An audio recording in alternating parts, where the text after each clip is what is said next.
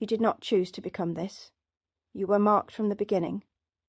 There was a moment in childhood when you realized the other children were playing a game, whose rules you could see but not follow, and that moment has never truly ended. You have been the outsider, the observer, the one who understands the system while standing outside it. This is not personality development. This is an origin story. Welcome to Power and Myth. The Sigma INFJ is not a personality type with a dramatic title attached. It is an archetypal pattern that Jung identified in his study of individuals who operate outside tribal hierarchies whilst maintaining deep internal authority. What appears to be social detachment is actually a specific cognitive architecture that processes belonging, power, and meaning differently from the collective. This is the science beneath the archetype. And your origin story began long before you had language for it. You were the child who watched. Not because you were shy, though adults probably called you that. Not because you were afraid, though you learned early that participation required a kind of performance you could not sustain. You watched because you could see things. The dynamics beneath the surface, the truth that no one was speaking, the ending of the story whilst everyone else was still enjoying the middle. You were 5 years old, sitting at the edge of the playground, and you already knew that you would spend your life this way, perceiving, translating, never quite inside the circle. This is where the Exile archetype first emerges in the INFJ, not as rejection, though rejection will come later, but as structural difference. You were wired to stand at the threshold between worlds, which means you could never fully inhabit the village. The other children formed packs naturally, instinctively. You formed connections one at a time, carefully. Each friendship, a deliberate architecture of trust that took months to build and could be destroyed in a single moment of betrayal. You were loyal to a degree that confused others. You were selective in a way that looked like arrogance but was actually self-preservation. You learned early that most people do not keep their word, do not mean what they say, do not notice what you notice, and so you began the work of becoming what you are now. The seer who walks alone, not because you are better, though others will accuse you of thinking so, but because the cost of companionship in a world that operates on rules you can see but not internalize is higher than the cost of solitude. You learn to translate yourself into acceptable performance. The right laugh at the right moment, the appropriate level of enthusiasm, the social smile that says, I am harmless, I am like you. Please do not look too closely at what I actually am. By the time you were 12, you were already exhausted by the gap between your interior world and the face you showed others. This is the shapeshifter stage of the origin story, the moment when the INFJ realizes that survival requires performance, and performance requires the systematic study of what others want to see. You became fluent in multiple languages, the language your family spoke, the language your school required, the language your friends expected, and beneath all of it, the language you spoke only to yourself, the one that named what you were actually experiencing, the one who told the truth. You learned that this language could not be spoken aloud because when you tried, people looked at you as though you had said something inappropriate, strange, or simply incomprehensible, so you kept it inside. And the gap between what you knew and what you could say became the loneliest territory you would ever inhabit. The origin story accelerates in adolescence. This is when the seer's gift becomes undeniable, and the exile's isolation becomes structural. You are sitting in a classroom, or at a family dinner, or in a group of friends, and someone is lying. Not a dramatic lie, a small one. A performance of emotion they do not actually feel.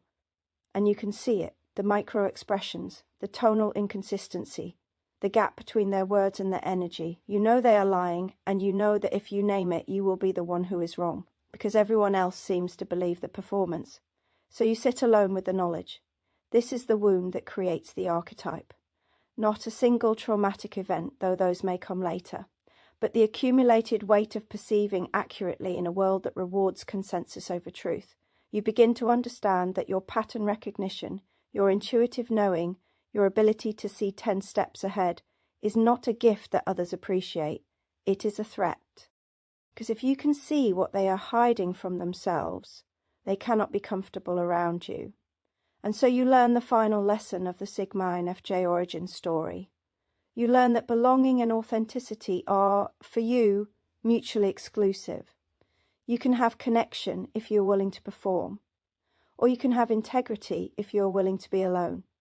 You cannot have both, and so you choose, not consciously perhaps, not all at once. But gradually, inevitably, you choose integrity. You stop performing. You stop laughing at jokes that are not funny.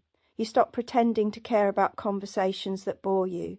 You stop minimizing your knowing to make others comfortable. And the result is predictable. You become strange, intense, too much. The one people admire from a distance but do not know how to befriend. The one who makes others uncomfortable simply by existing, because your presence is a mirror that shows them what they are avoiding in themselves. This is when the hermit emerges, the figure who withdraws not from weakness but from necessity. You create a life that accommodates your need for depth, for silence, for the freedom to think without translation. You find your people one at a time, carefully, the way you always have, not a tribe, never a tribe, but a constellation of individual connections, each one rare and chosen and held with fierce loyalty. You stop trying to explain yourself to those who lack the framework to understand. You accept that you will be misunderstood, misread, and sometimes feared, and in that acceptance something shifts. You realize you are not broken. You realize the origin story you have been living is not a tragedy, it is an initiation. You were never meant to fit the existing structures because you were being shaped for something else. The Sigma INFJ does not lead the pack because the pack's values are not your values. You do not seek power through dominance because you understand that real power is internal. You do not need external validation because you have spent your entire life learning to trust your own knowing, even when no one else sees what you see. This is not arrogance. This is hard-won self-reliance, earned through years of watching others choose comfort over truth and learning that you are not built that way. The shadow of this origin story is isolation that calcifies into superiority. The danger is that you begin to believe you are better than others rather than simply different from them. You look at the games people play, the lies they tell themselves, the shallowness they mistake for connection, and you feel contempt. This is the exile's poison. The belief that because you see clearly you are above the human mess, but you are not above it. You are simply on the other side of it, and the view from there is no less partial than anyone else's. The work is to hold your knowing without letting it curdle into judgment, to remain open to the possibility that there are forms of wisdom you have not accessed because you have been too busy protecting yourself. But when the Sigma INFJ origin story is integrated, when the wound becomes a gift, something remarkable happens.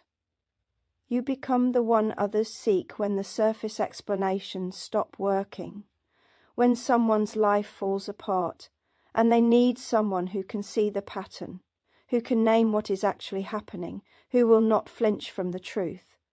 You become the guardian of thresholds, the one who stands at the edge of what is known and helps others cross into what is possible, not because you are guiding them to where you have been, but because you have learned to see in the dark, and you can hold a lantern steady whilst they find their own way through.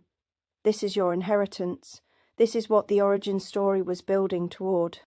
Not personality that makes you socially awkward and strategically isolated, but an archetypal pattern that has existed for as long as there have been seers and mystics and hermits and truth-tellers. You are not the first to walk this path.